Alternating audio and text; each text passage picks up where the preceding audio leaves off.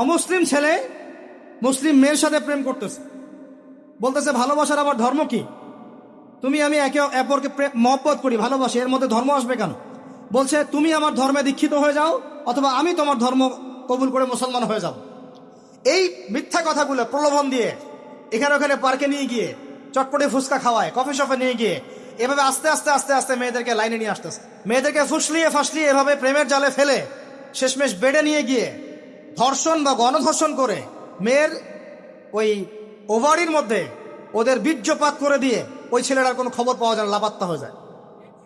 কোনো কোনো ক্ষেত্রে টাকার বিনিময়ে মেয়েদেরকে পাচার করারও অভিযোগ পাওয়া গেছে। এবং এই কাজটার নাম তারা সংঘবদ্ধভাবে দিয়েছে, এর নাম নাকি লাভ জিহাদ, বলে নাউজুবিল্লাহ। এবং বীর দর্পে ফেসবুকে পোস্ট দিচ্ছে, আজকে অমুক মেয়ের এটা করলাম, আজকে তমুক মেয়ের এটা করলাম। ভিতর থেকে একটা চক্র কাজ করতেছে এবং এই চক্রের কেউই মুসলিম না, এই চক্রের কেউই কিন্তু মুসলিম না।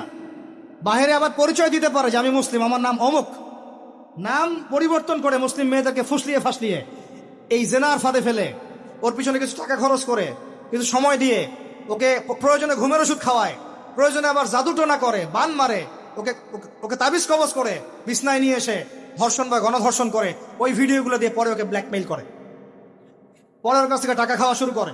কোনো কোনো ক্ষেত্রে মেয়ে থেকে পাচারও করে দিচ্ছে। আমাদের মেয়েদেরকে বলতেছি কোনো অবস্থাতেই কোনো মুসলমান ছেলের সাথেও কোনো অবৈধ সম্পর্কে যাবেন না। আর অমুসলিম হলে তো কোনো কথাই নাই। অমুসলিমের সাথে আপনার কিসের প্রেমের সম্পর্ক?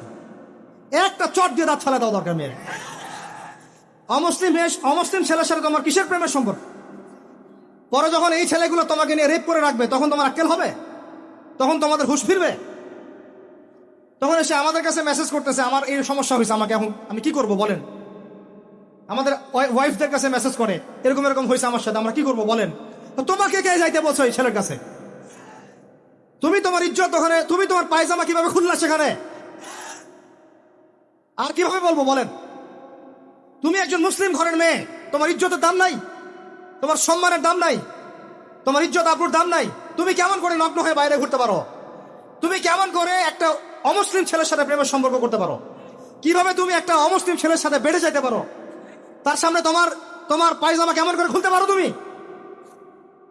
আমার ল্যাঙ্গুয়েজ আপনি রাগ করেন না, আমি খুবই ফেড আপ এদের উপরে।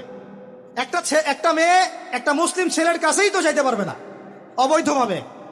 যাইতে হইলে তোমার শর্ত তিনটা: বিয়ে করতে হবে, বালেগ হইতে হবে, সাক্ষী থাকতে হবে, মোহর দিতে হবে, তারপর যাইতে পারবো। মুসলিম তো মুসলিম করতে করতে এখন অমুসলিমদের সাথে প্রেম করা শুরু করছো। আর যখন অমুসলিমদের দ্বারা তোমরা ধর্ষিত হচ্ছ, তোমাদেরকে পাচার করতেছে, তখন বলে আসে আমাদের কাছে চিঠি লেখো যে আমরা এখন কি করব। এদের কি ভাই ইয়া নাই? বাসায় কি বাবা নাই? বাসায় ভাই নাই? এই চক্র থেকে সাবধান থাকেন। আর আমাদের সমাজে যারা দায়িত্বশীল, রাষ্ট্রের যারা দায়িত্বশীল, যারা উপরের লেভেলে আছেন, এই বিষয়গুলোর উপর কঠিন দৃষ্টি দেওয়ার জন্য আমি রিকোয়েস্ট করব। আমরা কিন্তু কোনো ধর্মের মানুষের সাথে কোনো দ্বন্দ্ব চাই না। চাই আমরা যে 50-60 বছর থেকে একসাথে বসবাস করতেছি, আমরা কি কোনোদিন কারোর সাথে মারামারি করছি? কোনোদিন দেখছেন যে খ্রিস্টান মুসলিম মারামারি হচ্ছে, ইহুদি মুসলিম মারামারি হচ্ছে বাংলাদেশে, হিন্দু মুসলিম মারামারি হচ্ছে বাংলাদেশ? দেখেছেন কখনো?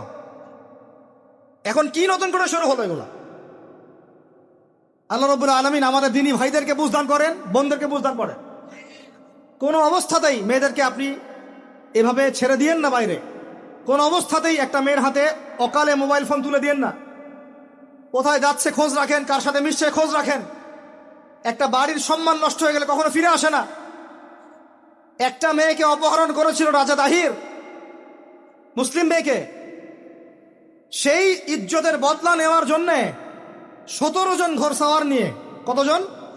মাত্র 17 জন ঘোড়সাওয়ার নিয়ে মোহাম্মদ বিন কাসিম এই সিন্ধুর রাজা দাহিরকে আক্রমণ করে ওই জায়গা পরাজিত করেছিল। একটা মেয়েকে নিয়ে ঘটনা ঘটেছিল। আমাদের বোনের ইজ্জতের এত বড় দাম।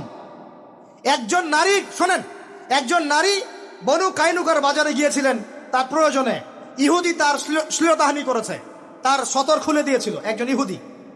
এটা দেখে একজন মুসলিম ভাই সেখানে থাকতে না পারে ওই ইহুদির গর্দান নামিয়ে দেয়।